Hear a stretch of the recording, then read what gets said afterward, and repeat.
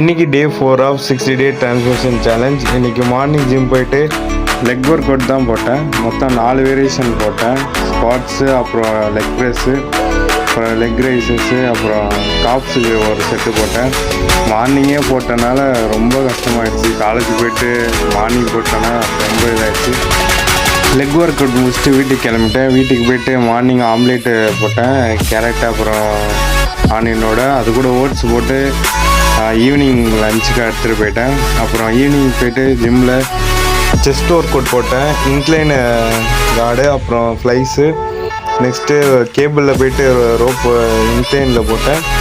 Next decline tumble press போட்டேன். அதுக்கப்புறமேட்டா ஃப்ளைஸில் மிஷினில் போட்டேன். மிஷின் செட் முடிச்சுட்டு போசிங் செஷனுக்கு போயிட்டேன். போசிங் செஷன் போய்ட்டு போசிங் அடிச்சுட்டு நெக்ஸ்ட்டு வீட்டுக்கு கிளம்பிட்டேன். ஃப்ரெண்ட்ஸோட எக் ரைஸ் செஞ்சு சாப்பிட்டோம். மறக்காமல் சப்ஸ்கிரைப் பண்ணுறேன். பாய்.